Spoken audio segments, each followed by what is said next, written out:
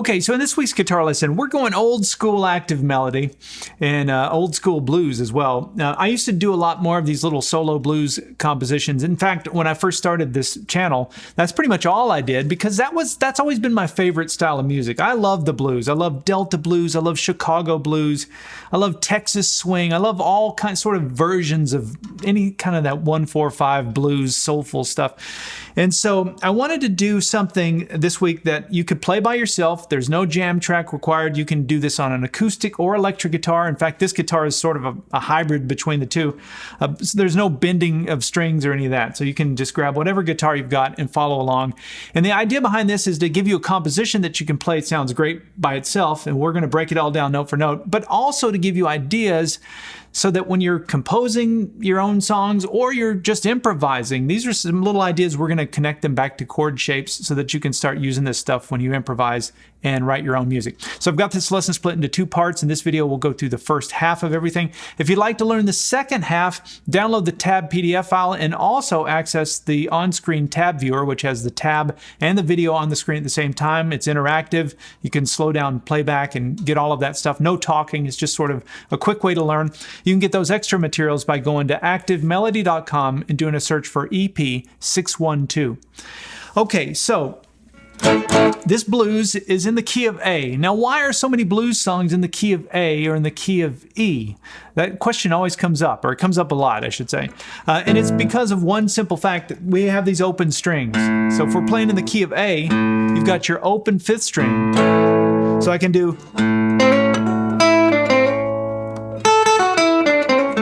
right? And I've got that open string. Then when I go to the 4 chord, it's open as well, my D.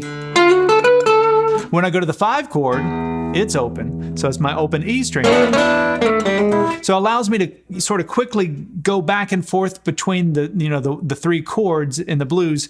And especially if you're playing finger style, your thumb can be on and playing, those bass notes. And when you're playing in the key of E, you have your open 1 and your open 4 chord. So those are the reasons. So this one's going to be in the key of A, and our 3 chords are going to be A for the 1 chord, D for the 4 chord, and E for the 5 chord. Okay, let's listen to this first phrase and we'll talk about what's going on. 1, 2, 3. Okay, so we're going to start off by playing our A chord down in first position. 1 finger, we're going to bar the first 4 strings on the 2nd fret, and we're going to start off with this. Little boogie woogie. And I love that because you can keep that bar there, and all of this is just sort of embellishments off of that A chord. That's how I think of it. So it starts with the open 5th string. We come up and do an upstroke on the 3rd string, which is behind that 2nd fret. And then watch this.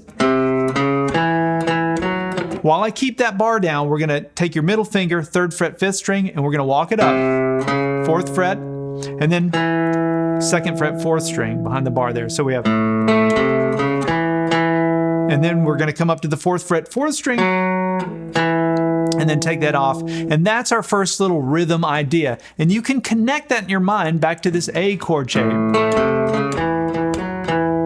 So while that bar stays down there, we're going to come up to the 3rd string, hit that, and then we're going to come back to the 4th fret, 4th string, and then back to that 2nd fret. So all together we have...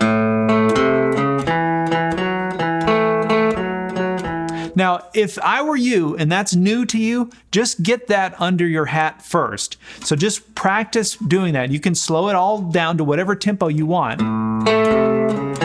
That's a great little blues rhythm. You can loop it. So that's the first idea. 1, 2, 3.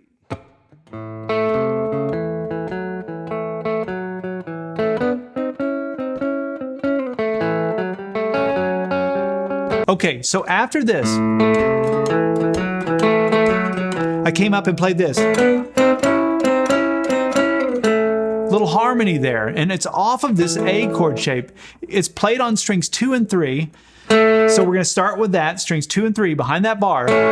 And then watch this. We're going to go into this shape. So middle finger on the 3rd fret, 2nd string, while my ring finger's on the 4th fret, 3rd string. And we're going to take that shape and walk it up, and then walk it up again.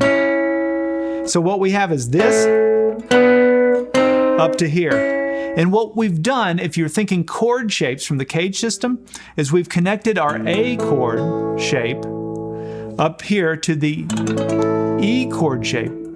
Look at strings 2 and 3 out of this E chord shape. You can see it now. So all we did was connect this chord shape to this chord shape via this little highway here. That's how I think of it. And anytime I'm playing off of this triad here, which could be in the G shape or it could be in the A shape, however you want to think. Like if I was doing it for a D, it'd be here. And I could connect up here, up to this D chord using the E shape. So hopefully you can see that. That was a big light bulb moment for me, and I use this all the time. So, and then I came back to the 2nd fret.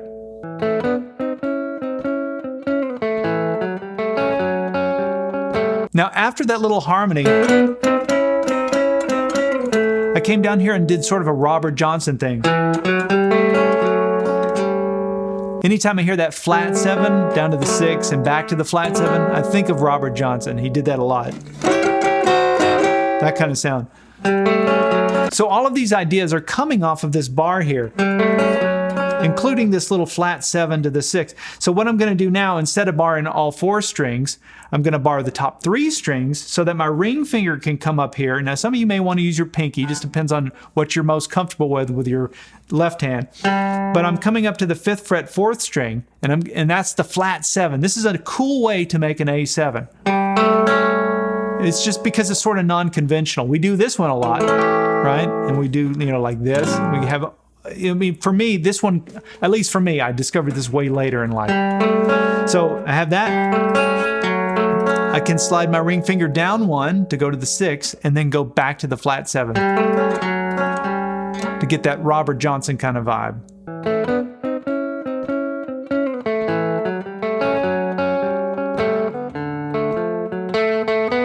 And then the song goes to the 4 chord, which is our D. And so I did the same thing I did for the A. Remember when we started the A, we had the boogie woogie thing? We're just going to move up a set of strings. So now we're going to play the open 4th string, which is our D note, and watch this. Same little move, but now we're just up a set of strings. So I'm going to hit that open 4th string, that D note, and do an upstroke on the 3rd string, which is behind this 2nd fret here. And so I'm not playing the full D chord. I'm really just hitting 1 note out of it. And that's really all I need of it. So I played that, and then I came up here and went and played the same thing but an octave higher. And what I'm doing up here is I'm playing, remember we're playing over a D chord, so I went from this D chord shape, or you could think of that as your C shape. I went from that shape up to my D chord using the A shape, which would be up here, and the top 3 strings of that, this little triad. That's what I was picturing. So I could go, right? So from here,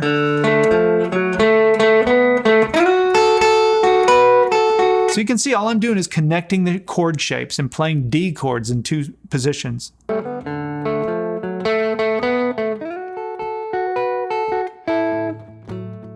So after I played this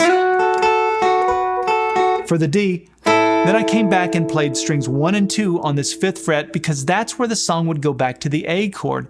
And I was thinking about my A right here. I had to think of one that was nearby because my hand was already here fretting something. So where's my nearest A? Oh yeah, we've got one here. So all I played was this. And then I came down and hit the open 5th string so that I can take my hand off the fretboard and come back down to the shuffle. And that's what you're kind of doing. That's why these open strings is because it allows you to do something like that and quickly get back into position without losing your timing. If everything was closed position, it's a little more jarring when you take your hand off the fretboard. So I come back to this shuffle, the old blues shuffle. I've got my index finger on the 2nd fret 4th string. And all I'm doing is hitting 2 notes, my open 5th string and then that 4th string. So it goes like this. And I've got my ring finger coming up here to the 4th fret 4th string. like this. Now I'm palm muting that to give it a little bit more of a chunky sound. So it's not like this. It's more like this. So just take this part of your hand and sort of rest it near the bridge of your guitar, and that's how you get that sound.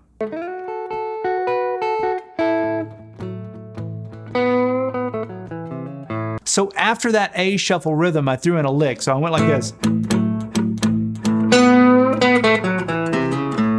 Let's look at that lick. So this is really kind of my major pentatonic scale. That's what I'm thinking about.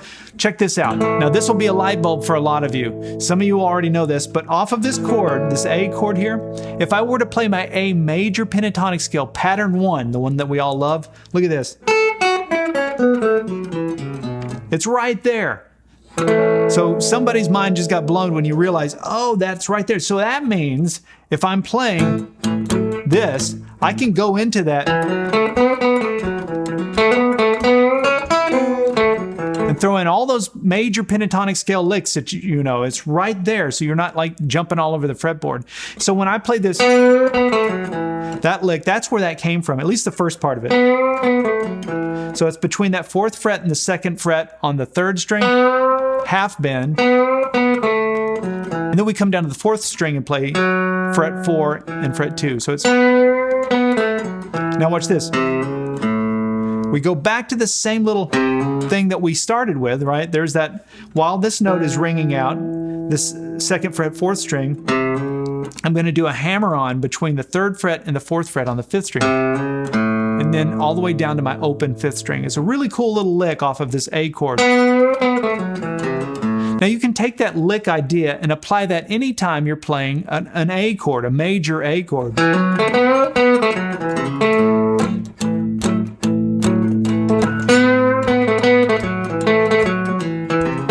You could do variations on it. You could also introduce the little harmony that we looked at. Strings 1 and 2, you're starting to see how this works. Oh yeah, you're getting these Legos. You can put these things together and arrange them however you want, whatever you're feeling. That's what's great about the blues guitar like this, especially solo blues.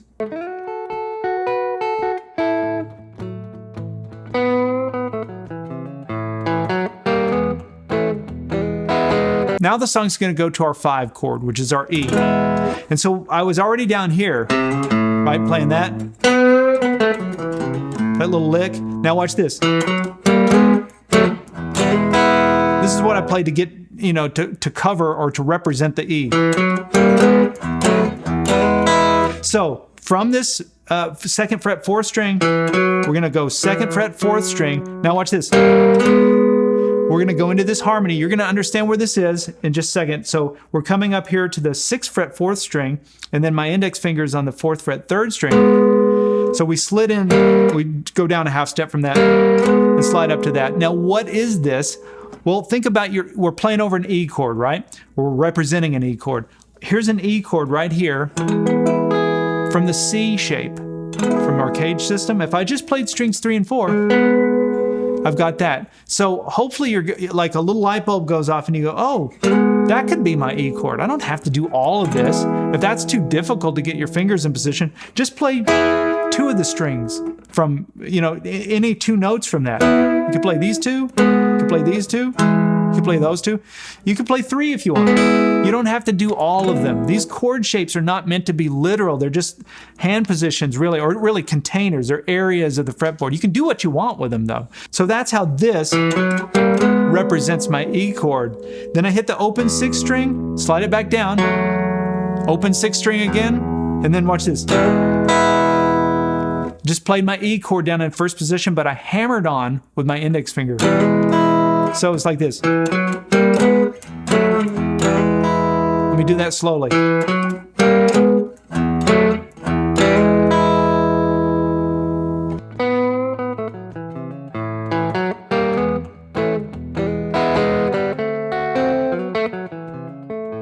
And then following the typical blues format, the song goes from the 5 chord back to the 4 chord. And I just played my D7 down here, down in 1st position, the way that we all learn our first D7. And I hit the open D string, the open 4th string, and then played strings 1, 2, and 3 while I'm making this D7 shape here. And then after that D7, I went back into that same little lick here, this A major pentatonic. So that's the same lick that we already looked at basically when we played over the A chord, that little embellishment. And that gets me back to the A.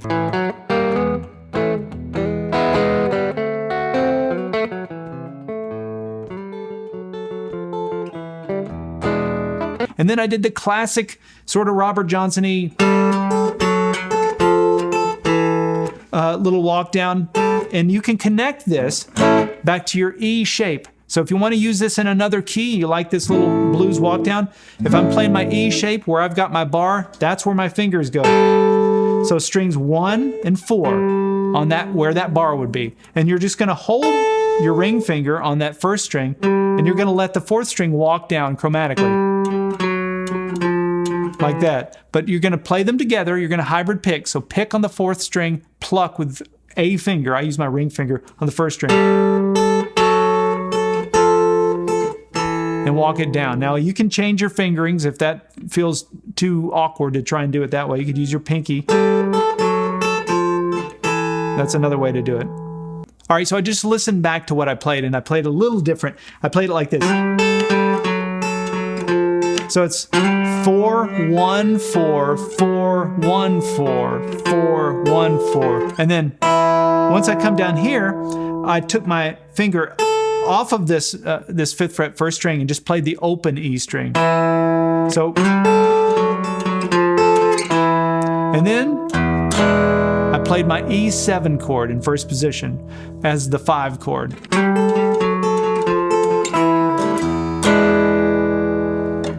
All right, so now at this point, the song is going to loop back and we're going to play through it all again, but with a whole different set of ideas, but we're going to save that for the part 2 video. So if you're liking this video, I would appreciate it if you leave a comment. That's always super helpful, at least in the algorithm. If you've got questions about anything, you can leave that question too. But any little light bulb moments, little things like, oh, I never thought of it that way. That's always super helpful to everybody, I think, to read those. It helps me too. And if you haven't subscribed to my YouTube channel, I would appreciate you doing that too. And just click that alert bell. I'm just trying to stay relevant and just let people know I'm making these lessons. I'm continuing to do that every week. And we've been doing it for about 14 years now, so it's been a long time. But I'm going to continue doing it. I love doing it. And so anyway, we'll see you in the part 2 video where we'll go over the second half.